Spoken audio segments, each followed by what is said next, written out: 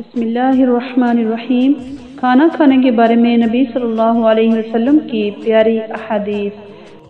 جابر بن عبداللہ رضی اللہ عنہ سے مروی ہے، انہوں نے نبی صلی اللہ علیہ وسلم سے سنا، آپ صلی اللہ علیہ وسلم فرما رہے تھے، جب تم میں سے کوئی شخص کھانا کھائے اور لقمہ گر جائے تو جو اسے لگا ہے اسے صاف کر کے کھا لے، اسے شیطان کے لیے نہ چھوڑے، اور جب تک اپنا ہاتھ چاٹ نہ لے رومال سے صاف نہ کرے، کیونکہ انسان نہیں جانتا کہ کون سے لقمے میں اس کے لیے برکت ہے۔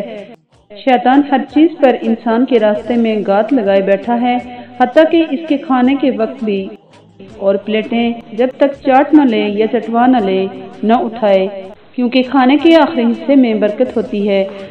عمر بن ابی سلمہ رضی اللہ تعالیٰ عنہما سے مروی ہے کہ وہ رسول اللہ صلی اللہ علیہ وسلم کے پاس آئے تو آپ صلی اللہ علیہ وسلم کے پاس کھانا رکھا ہوا تھا۔ آپ صلی اللہ علیہ وسلم نے فرمایا، بیٹے میرے قریب ہو جاؤ، اللہ کا نام لو، اپنے دائیں ہاتھ سے کھاؤ اور اپنے سامنے سے کھاؤ۔ رسول اللہ صلی اللہ علیہ وسلم نے فرمایا، جب تم میں سے کوئی شخص کھانا کھائے تو جب تک اپنے ہاتھ صاف نہ کر لے، جب تک اسے چاٹ نہ لے یا چٹوا نہ لے، اور جب تک پلیٹ چاٹ نہ لے یا چٹوا نہ لے نہ اٹھائے، کیونکہ آخری کھانے میں برکت ہوتی ہے۔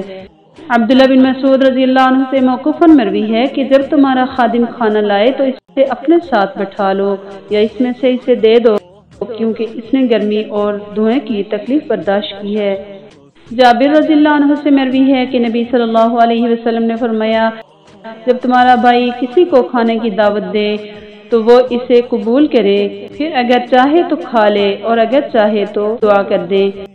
اللہ تعالیٰ ہمیں اپنے احکامات پر عمل کرنے کی توفیق عطا فرمائے اور پیارے نبی صلی اللہ علیہ وسلم کی سنت پر عمل کرنے کی توفیق عطا فرمائے، آمین۔